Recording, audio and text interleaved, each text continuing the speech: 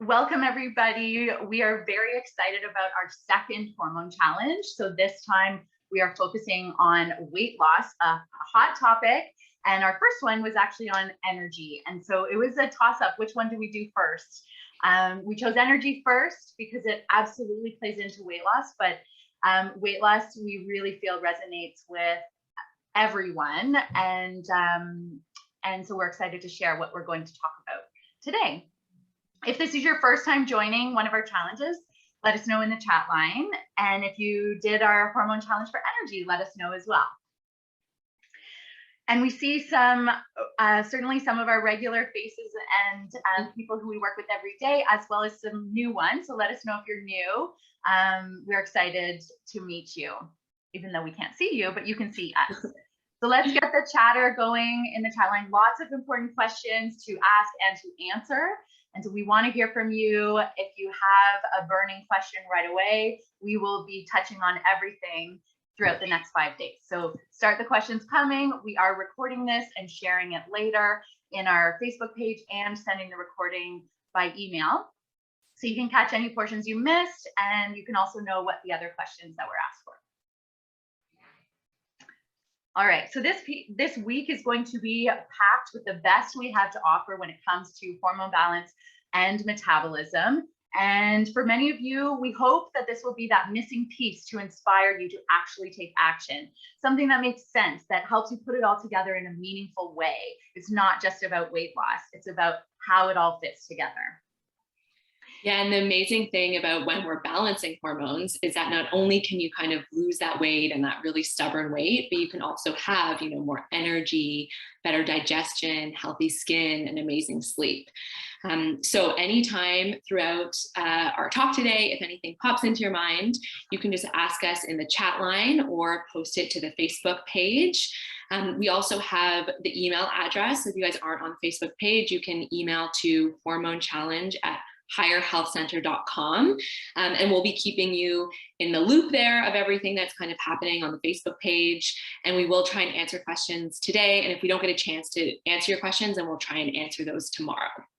And then also, just before we dive into everything today, just a quick medical disclaimer that everything that we're chatting about is for educational purposes. And if there's anything that you want to talk about specifically, if you're a patient of us talking one-on-one or bringing it to your healthcare provider, but this is all education focused. It's funny, I'm seeing people in the chat line saying hi to each other. So we have friends in the group, and hi, we're all connected. We're all a group here. So we have a lot to cover, but before we start, for those of you who are new, we are going to formally introduce ourselves, who we are, and why we created this hormone challenge. So how about you start, Dr. Kira?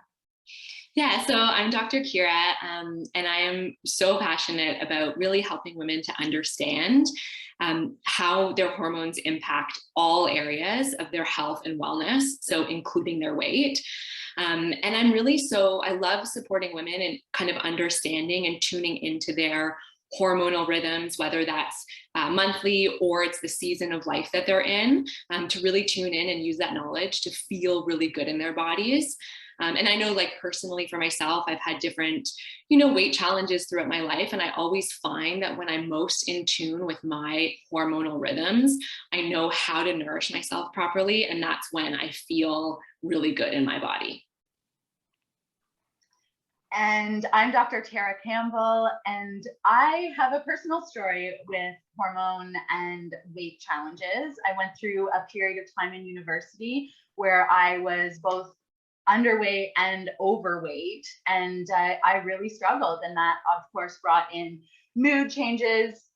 Which drove which, I don't know, but I wish I knew then what I know now. I do know that I was always interested in health and taking a wellness-based approach, which is what we do as naturopathic doctors.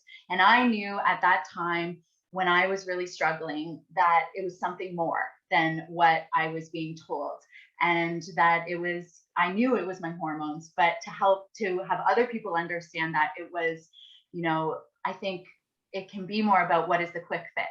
And so for me, hormone balancing might not have been the quick fix, but it was a really important piece to address. And so today we want to help you know those important foundations, know how to not make it a quick fix, but how to do small things every day that can really have a profound effect. So this is lifestyle wellness. We think of this as our hormone challenge for wellness and weight loss. Mm-hmm.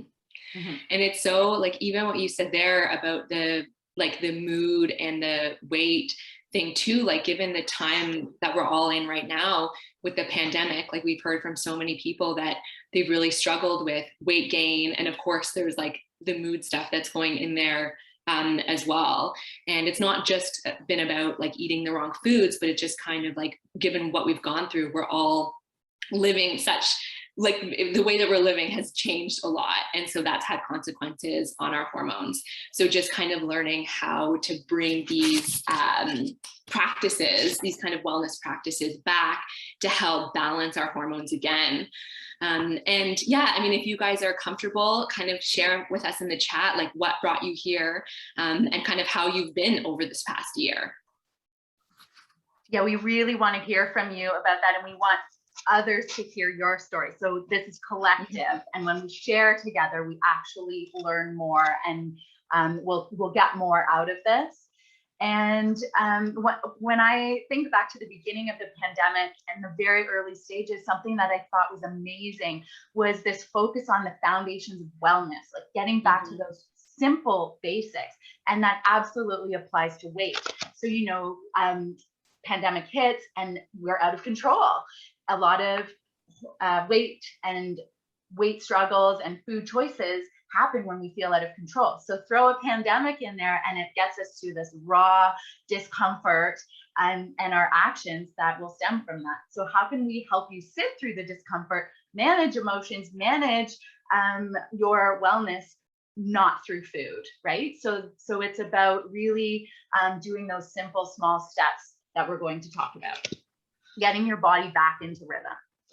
Yeah, and I was going to say, even on that piece, because I've had the experience with so many people knowing that like when the pandemic started, like a lot of those habits went out the window, like the more drinking, the more the eating the wrong foods. But then even though they've tried to clean those things up, there's still lingering changes that are happening. So that's what we're hoping to really address today, is that's the hormonal piece and really the rhythm piece that we're going to really help you with over the next week. So here are some of the challenges that we see with weight loss. So these are a lot of the comments that you guys shared in the Facebook group and things that we hear so commonly in practice as well. So, you know, the belly fat that won't go away, bread and wine, you know, struggles with maintenance and consistency with the goals, the below the belly budge, which is such a common complaint that we hear too. So clean eating and exercise just isn't having that effect anymore. Weight gain is painfully slow, returns quickly, and increases fast. So again, that's that maintenance, the long-term sustainability that we want to cover. Cravings, salty and sweet, hydration, poor quality, so micronutrient deficient food, and then revving up the metabolism. It requires considerably more exercising than it did 5 years ago, which yes, that can happen. And then rebound weight. So it takes so long to lose the 5 pounds. And then if I eat some chips or a snack, it comes right back. So again, talking about that sustainability and the long-term changes that we can make to really have lasting impacts.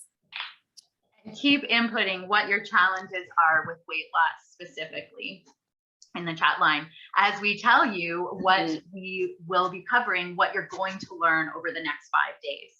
So number one, what you should never do when you want to balance your hormones for weight loss, how to assess if your hormones are affecting your weight loss and which specific hormones are unique to you. So the assessment is key there. We're going to teach you how to test your or understand your body to know where you're off. Why the quality of sleep you get can impact your hormones and your ability to lose weight, as well as how to fix sleep metabolism. How to eat for hormone balance leading to weight loss. This is a big one, is timed eating right for you? Maybe you might identify more with intermittent fasting. So is that right for you? It's not for everyone, and how to do it properly for weight loss success. How to reduce inflammation and oxidative stress when it comes to weight loss. As naturopaths, we love talking about oxidative stress, antioxidants, inflammation, and all of those have direct implications to your hormones. So hormones are a buzzword, but really these inflammation, oxidative stress pieces are equally as important. So we want you to share your love for oxidative stress and antioxidants after this talk. The optimal time to exercise for hormone health to maximize weight loss, and how balancing hormones like cortisol, insulin, progesterone, testosterone, estrogen can help with your metabolism. So why is hormone flow so important to weight loss? So it's all about knowledge and understanding. And this was a lot about what we went in the first hormone challenge, but even if you didn't join us then, that's why we're going to today kind of go through that hormone flow so that you can really have a better understanding, hopefully, of maybe where you are affected. And then that can help to target your plan about where we're going to go. So it's going to kind of explain, how the imbalances can impact weight. And it's really repetition. We had people in the first challenge that, we talked about it in our visits, in our consultations. I don't know, sorry, my camera just went off quickly there. I'm back. In the first challenge, they said, oh my gosh, when finally I understood how it all pieces together. So, but that's because they've heard it in consults. We've repeated it many times. So it does click. So let's go through this here. The start of your hormone pathway. So this is like the simplified, there's still lots of things going on here, but we're just going to focus on the stars and kind of go over the main pathway. So here, what's important here is that you see the green stars over cholesterol. So cholesterol is the building block, of all of these steroid hormones. And so this is why it's so important to get those healthy fats in your diet. So we'll often see people, if they're kind of trying to have a low fat diet, or if they are restricting calories, then you're really not getting those nourishing fats, those nourishing healthy fats to build from in this whole cascade. I didn't say my bed sheet joke. Oh, I like to call this the bed sheet. You don't want a wrinkle in your bed sheet. So this whole confusing pathway you see in front of you, picture this as your bottom sheet that hooks around the corners of your bed, and you want it smooth all throughout. So one of the big corner up top, we're talking about cholesterol, and we are quizzing after, so tune in. That's a biggie. Where does the hormone pathway start? Trying to move the slide. There we go. So then we're just going over to the next green star. So that's showing, so cholesterol is the very top building block. Then we go down to pregnenolone, or across the pregnenolone. And then you're going to see how it's going to shift down into two pathways. So the yellow is going to go to progesterone, and then the purple is going to go to DHEA.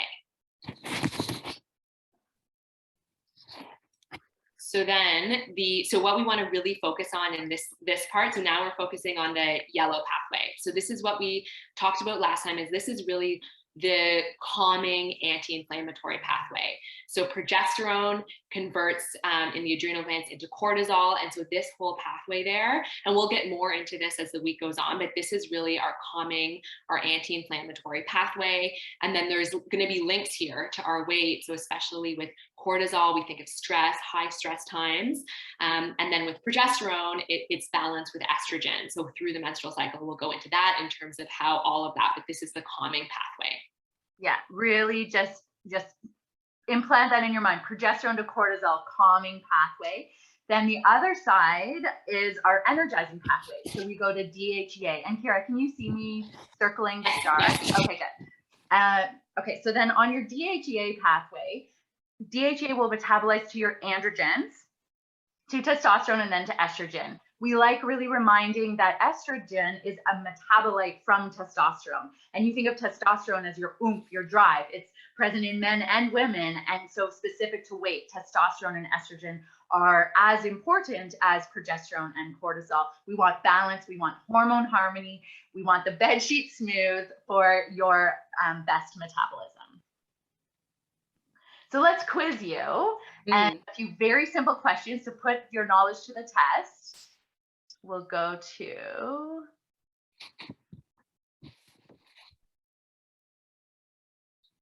oh no, okay, I have the poll there, but it's not activated. All right, so we're gonna ask you our specific questions. What is the main starting block for hormones? Is it glucose? Is it protein? Is it fiber? Or is it cholesterol? Cholesterol, Tara Log. Great. Oh yeah, watch the chat to see the answers. And our second question, which of your calming hormone metabolites metabolizes into cortisol? Progesterone. Yes, progesterone. Yeah. And then I guess I'm not doing it in multiple choice form, but just question and answer. All right, moving on to your energizing pathway. What is the precursor to testosterone? DHEA. Great. DHEA to your androgens to your testosterone. And where does estrogen metabolize from? Yeah. Which one converts to estrogen? Anybody? Testosterone, yes. What hormone? Yeah, okay, so people said it. So testosterone, remember, energizing pathway, DHEA, androgens, testosterone, estrogen, and then your calming pathway, we have progesterone to cortisol. So perfect. Next up, at Higher Health, we have a philosophy here, or our foundational pillars. So introducing Higher Hormone Health to help you build a context for your wellness. And I'll re-emphasize that, to build the context, right? We want to have the grounds for you to work from, and that for it to not just feel disjointed and haphazard, it's got to be connected to something. So our philosophy here is mindset, movement, and micronutrients, and we build your plan around this. So when it comes to weight loss, let's talk about a mindset for weight loss. I know for myself, when I was overweight, let's say, and significantly overweight, I felt disconnected, I felt depressed, anxious, out of control. So think about your mindset currently or when you've struggled, and then let's transform that to a mindset for wellness and weight loss. It might feel connected, at peace and contentment in my body, active. That comes up a lot when people in our consults say, I want to lose weight, for example. So, okay, let's transform that to a better mindset, or a more empowered mindset. So what does losing weight help you feel? So start sharing with us what comes up for you. You can also be writing this down on a piece of paper. Just get into a creative mode here of sharing. So Dr. Kira, what comes to mind for you when you think of a wellness mindset for weight loss? I definitely think active, energized, and like there is like this aspect of lightness too, right? Like, and it doesn't need to be even like physical weight, but just emotional weight, like just that feeling of lightness. Yeah, that word comes up a lot. And it's because when we look at the opposite, heaviness, what do you feel when you're struggling with weight? So people, heaviness comes into play. They're sluggish, tired, unmotivated. So all of those negative words, let's say, we want to transform them. So where are we headed? I really, really want everyone here to practice this.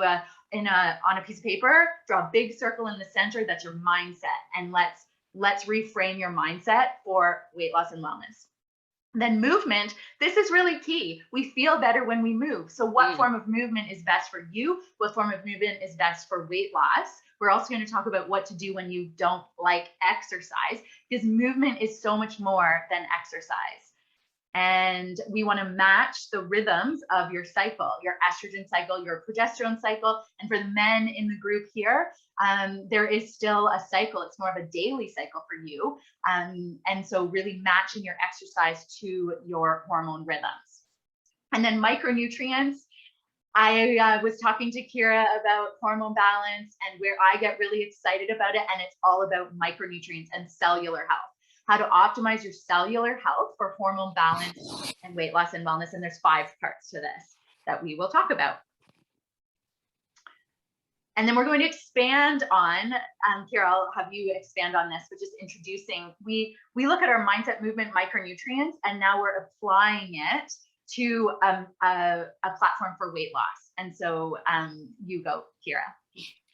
Yeah, so yeah, exactly like Dr. Tara said, we have the mindset, movement, micronutrients, and now we want to talk about these three as core rhythms for weight loss. So the mindset piece, we're going to talk about that, building that mindset for weight loss, and sleep is actually going to be a huge component of that. So we're going to talk about sleep timing, melatonin, progesterone, and cortisol, so how certain hormones impact sleep, and the parasympathetic state, so how important that is to get into a good rhythm of sleep. Now, movement, we'll be talking about exercise. So we'll kind of be getting into the nitty gritty of that, like when to exercise, what type of exercise, and just like Dr. Tara said, what to do if you dislike exercise, because it shouldn't be a punishment. It should be something that you enjoy, and the importance of mobility. And then with micronutrients, we're going to go into nutrition as creating that third core rhythm for weight loss. So we'll be chatting about, from the timing perspective, when to eat, what to eat, the importance of nutrient absorption, and then cellular health for metabolism. Perfect. So timing is everything. And so you'll hear us talk a lot about when. It's not actually as much what as it is when. We want you to be able to enjoy an ice cream cone. We want you without sabotaging your metabolism. And we want you to rest for a day and not feel like, oh, I didn't get my exercise in, or to feel guilty about certain rhythms. And really, it's about understanding what those rhythms are. And it's all about when you do those three rhythms we mentioned. So when you exercise, when you sleep, and when you eat. We have those are our three rhythms, but what guides those rhythms? What guides our choices? It's your mini clocks in your body. So you have your hormone clock, you have your digestion clock, you have your sleep-wake cycle. So we have mini clocks that have rhythms, and it's all governed by an overarching master clock in what's called your hypothalamus. So we're backtracking a little bit, that it's your rhythms first that we're focusing on, rhythms and habits. They're guided by your mini clocks, and your mini clocks take direction from your master clock.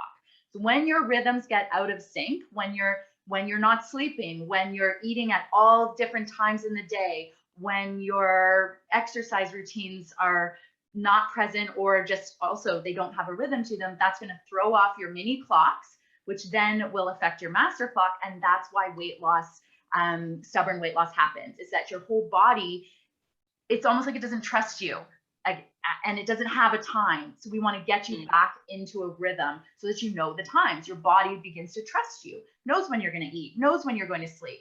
And I know a lot of people struggle with sleep, and it's about not just getting to bed, actually sleeping. How are you actually going to sleep, which is going to reset your clock?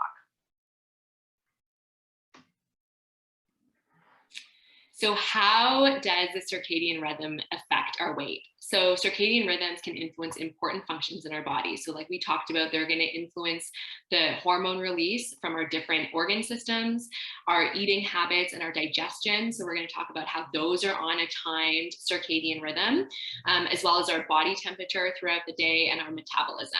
So that circadian rhythm really is impacting all aspects of what's happening in our body. And Let's then look at night and day. What happens when you are sleeping? Why is sleep so important for your metabolism? To start with, body temperature rises at night. And that's why sleeping in a cool room can be helpful, because we want to keep that temperature from rising too high. Cortisol decreases right before bed. We want your cortisol to be low while you're sleeping. Oftentimes it spikes. This is, again, where the body is working opposite to how it should. So if your cortisol is rising before bed, that's going to impact your sleep. We teach you how to calm your cortisol, how to keep it low so that you can rest and recover in the night, so you wake with more energy. Memory consolidation happens. You're not sleeping. Your memory is starting to, you'll notice some changes. And then we will talk about the timing of when you get into that deep sleep. Oftentimes people don't go to bed until after that deep sleep time. So they're missing out on that good quality restorative sleep, which impacts your metabolism. Your gut lining and your skin repair happens at night. Growth hormone rises. Gut motility slows down. Saliva production slows down. Actually, your stomach acid production peaks. So it's really just priming you. What you do at night is priming you for what you need to do in the day. And then your body cools down, and then melatonin is released. And then during the day, so then you've had that great night of sleep where all of that has been happening. And then in the morning, our melatonin starts to decline in the morning. And as that's declining, our cortisol is starting to rise.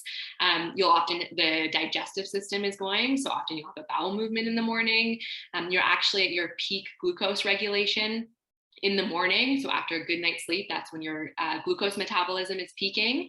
You're going to have a better immune response during the day, more alert during the day, and then your muscles are primed for exercise and motor coordination peak. So these are all the things that are going to be happening during the day. This is why we don't exercise in the middle of the night. Right. Then now let's take that to actually have more of a timed approach to it. So your deepest quality of sleep happens it's actually between 10 and 1 when you want to be in bed. And so if you're going to bed at 11:30 or midnight, you're missing out on a couple of hours of that prep time to be in your deepest quality of sleep at 2. So you go to bed at midnight, your deep sleep it's not going to happen, and it'll happen less so later on in the morning. We have our lowest body temperature around 4 to 5 a.m. Then our sharpest increase in blood pressure, this is when is a common time to wake up around this time. A first morning bowel movement, that's a sign your circadian rhythm is in check. Once we expose our brain to light, melatonin secretion stops. And then we switch into our daytime mode. And I love that too, about at 9 a.m., that highest testosterone secretion too. So that the testosterone is on that circadian rhythm as well, where it's more on the daily rhythm. So in the morning it's peaking.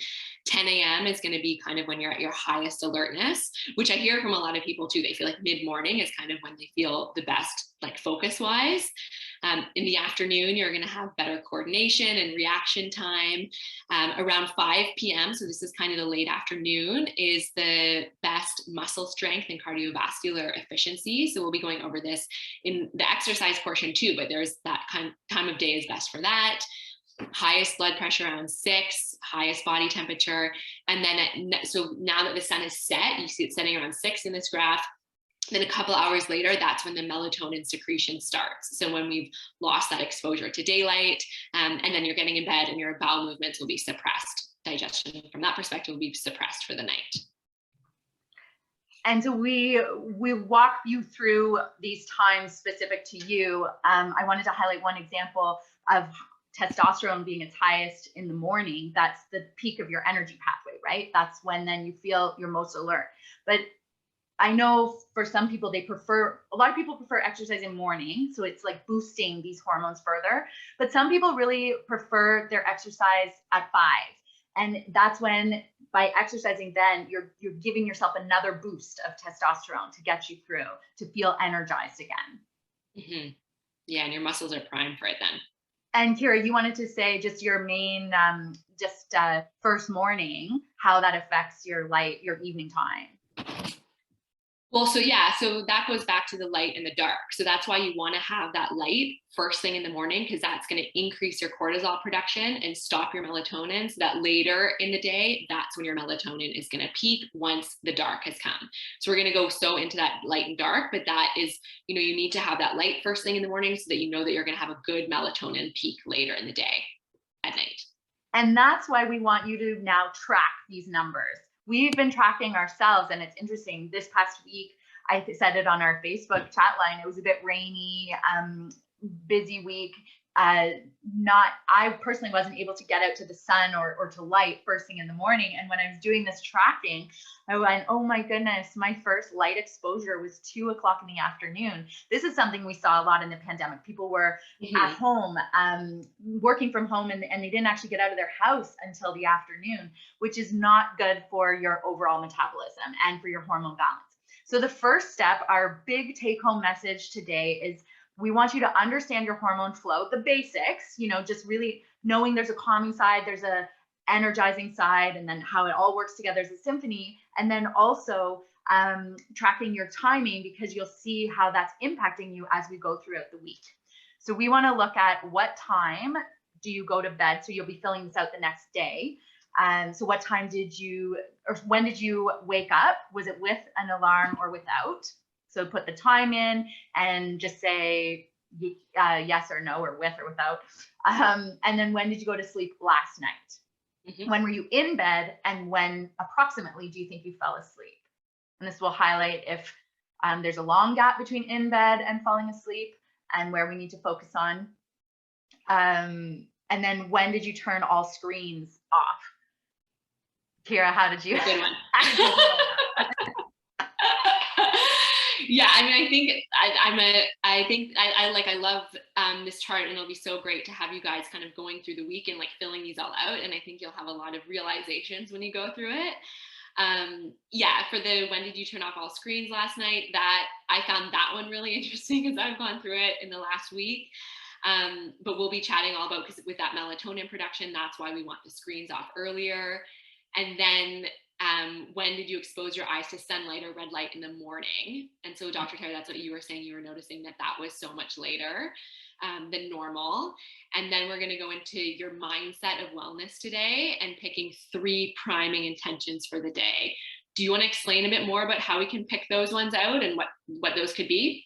Sure. We actually had someone submit homework already. So thank you to this person. I know you're in the group right now. And I've actually been giving this handout out to all clients now. I love it. It just really helps. It's better than diet diary, actually. It's just really pinning down the times. And I think when you fill this out yourself, you'll get some aha moments. So thank you to the person who submitted this through email. And so this is a raw example of someone filling it out. So they woke at 8:45 in the morning. I'll get to the mindset portion. And they did wake with an alarm.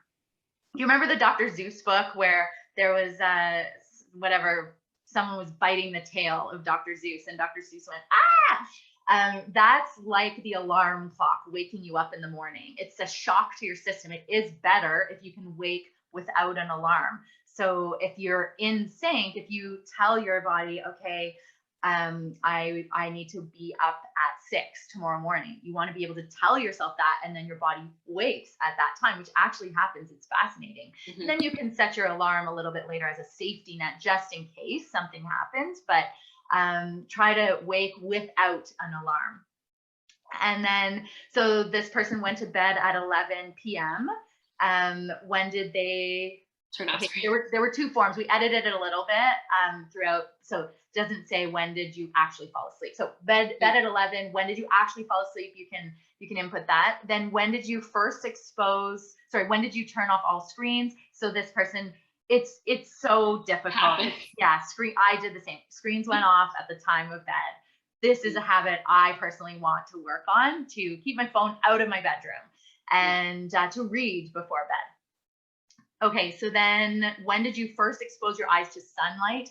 And we're a big fan of red light here, because on those rainy days, it's harder to get light exposure. So this person actually did very well, 8:50 a.m. So right when she woke up. Now, we don't know if this was light from the window, and it doesn't count as much as stepping outside. Maybe this person has a dog and is taking the dog for a walk and really will get that true raw light. So just, I would like for people to answer this. When did you, it's not light through a window. It's actual sunlight on your brain, your body, your eyes, and or red light. And I always like to say too, just quickly, that even if it's a gray day, still go outside, because still the frequency of the light is still beneficial. Yeah, that's so if you're like, oh, there's no sunshine, but it's just get outside and get that natural exposure to light. Yeah, even the oxygen too. Okay, so mindset, the question of what to put here. So we hadn't really prefaced what to do in this section. So it's a good exercise. So this person said, for priming their wellness mindset, walk, meditate, and pray. And so what I would ask is, well, what do those things help you feel? So is it more energized? Is it connected? Is it happy? Is it carefree or refreshed, revitalized? So really get to that energy of how you want to feel. These are the action steps to get you there. And so what is it that you want to feel? And that's what you want to feel in your body. It's not the weight loss you want. You want to feel light and energized and at peace and content. And so focus on that energy.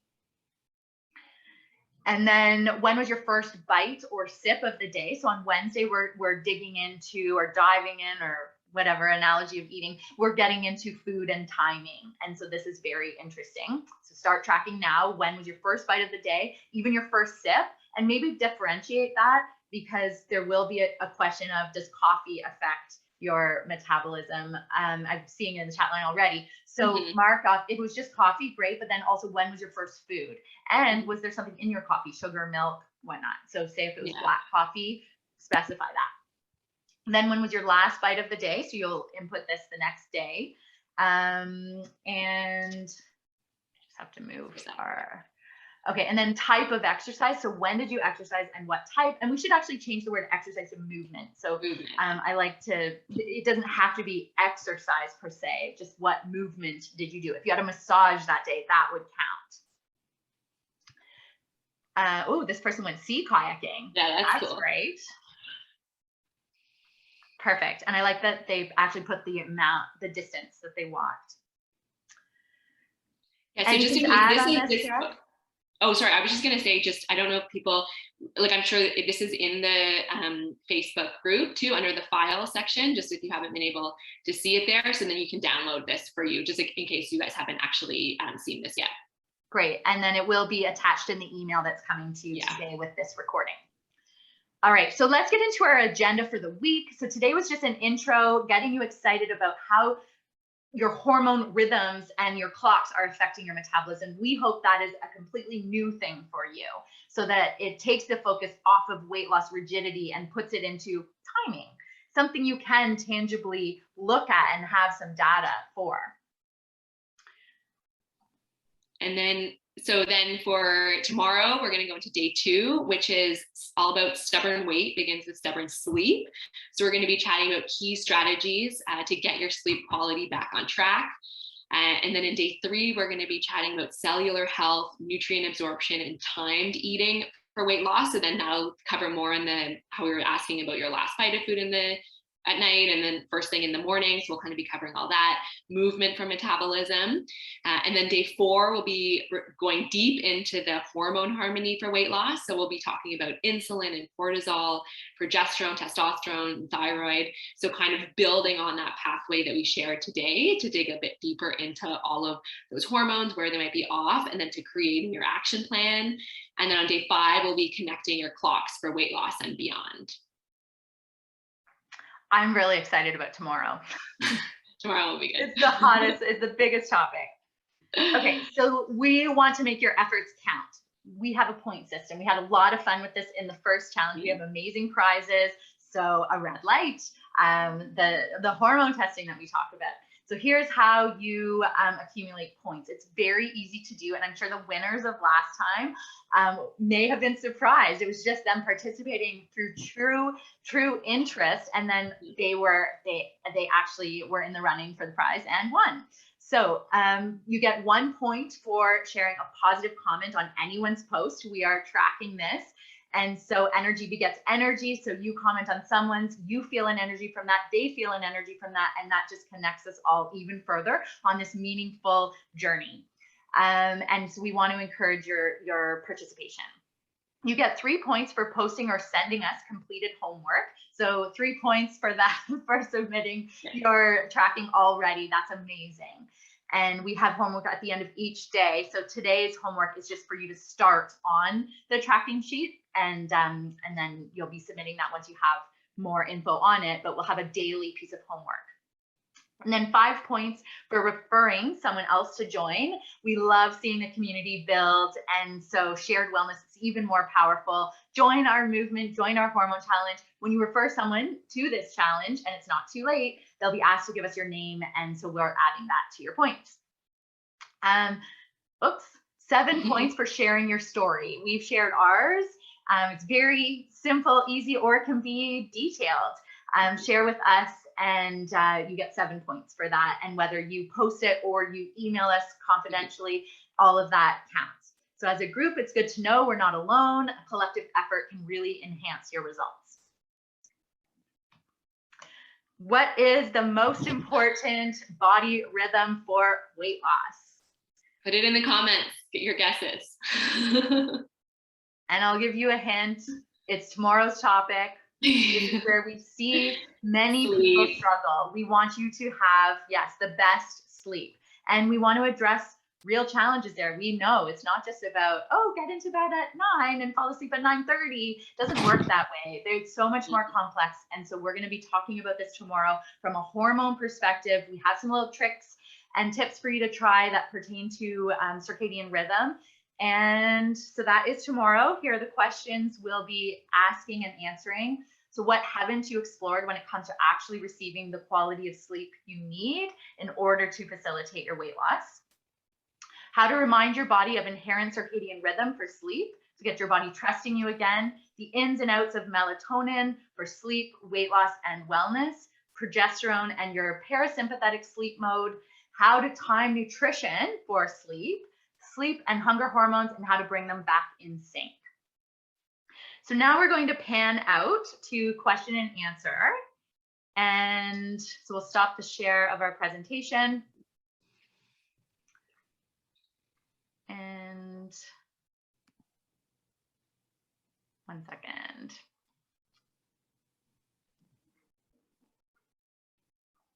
Stop share. There we go. Oh, there. Oh yeah, good. Okay, great. So what questions did today bring up for you? We are starting in on our question and answer section, and then we'll go to the chat line as well. It's gonna here. So so does hormone imbalance really play a role in not being able to lose weight? And if so, how much? Wow. Yes. Big question. It absolutely plays a role. Hormone imbalances will absolutely 100% play a role on metabolism. And we want to teach you over this week how your hormone balance is driven by your rhythms. And so that brings it down to those 3 rhythms of when you sleep and the quality of sleep you get, what and when you eat. So I think people don't focus enough on the when of eating. And then your movement, what movement you're getting, how often throughout the day, what type. So absolutely, we will be covering this even more so. So know that hormone imbalance completely impacts your metabolism. Mm-hmm. And then there is a question here that how do we know if our hormones are out of balance and contributing to our weight gain? Are there tests that we can do? And yes, on day 4, when we're diving into hormones, we're going to kind of go through each one, and there's ways to kind of understand based on like the symptoms that you're experiencing, potentially which hormones are out of balance. And then we will also be going through blood testing that you can do to monitor them. And then Dr. Tara mentioned as well the urine testing, so the Dutch and the Chi test, which can show us information as well in terms of hormones. So we'll be going over all of that on day 4. And if anybody's had experience with any of the testing, the Dutch or Chi, maybe they can share in the chat line how it impacted you or what you found interesting about your results. And I know some of you are waiting on your results, and that will be an added piece. And then when you don't have that testing, how to look at your hormones as well. Does coffee with MCT and collagen break your fast if you have them at 7 a.m. and then don't eat until 11? Yes, it does. So the first food-oriented, what am I trying to say? Particle, like collagen is protein, MCT is fat, and then coffee is the coffee bean with water. So this question has gone a little bit further to say with those added protein and fat, but what about just black coffee? And the answer is yes, it does open your window, but there's ranges of how it affects you. So by adding the MCT and collagen, that becomes more like food. Mm-hmm. And when you have coffee and just MCT or just the fat, it's still food. It's a little less impact on opening your metabolic window. And then just black coffee, still something going into your system, but it's not activating your digestive pathway as much as an actual meal. Yeah, it totally depends on like how you're kind of defining that fasting window, which we'll get into too. But yes, because even with the coffee and stuff, like you're still activating your liver enzymes and your liver pathway. So you are starting the process, but we can also break it down in terms of like when the feeding window is like starting as opposed to just the liquids. But technically it could just be water. It could be like a complete fast. Mm-hmm. And we're kind of giving a glimpse into what we'll talk further about for that eating window and why it's so important. But that eating window can vary per person. I know some people have to have breakfast. They just know they have to have it. So then they shorten the end of day eating. And then other people, no problem, don't want breakfast, never did, even when it was most important to have breakfast before leaving. So know your own rhythms and tune into that. Yeah, we're going to talk about how this can be, or it should be, and this is what we're always chatting with patients about too, is that individualized approach, like to really individualize it to your body and what's going to be best for you. Yeah, your body has wisdom, and a lot of times we don't listen to it. So a powerful thing can be learning how to tune into it again. Yeah. I get a little goosebumps saying that because it's really powerful when that happens. Do you recommend a cleanse or a fast to kickstart weight loss? Ooh. I don't know. It's so individual per person. I would say, and Kira, I'm interested in your answer on this. I try to get people to tune into whole food eating, like to really get to, it's not about a diet, even when I've done cleanses in the past, because sometimes it's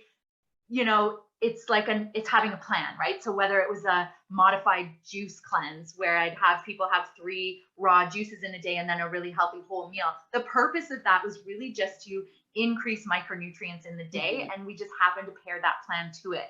But I generally think I really want people to know that you don't have to be 100% perfect on food and diet and cleansing. I think it's just about really looking at your rhythms and enjoying what you're doing and feeling good from that. And it's like the 80-20 principle. Yeah, I agree 100%. I think the focus on including more whole foods and all the micronutrients. And the problem with things like those cleanses is that they aren't sustainable long term. So it's like if you just kind of jump into a juice cleanse for a week, but then you go back to normal eating after that, like it's just not sustainable. But some people do find that it can be a reset, right? So if they're just like, my cravings are all over the place and things are all over the place, and it's a stepping stone, like what you were doing, and then adding that one whole meal in. And then so there can be variation there, but in terms of just we really want to focus on the long-term sustainability.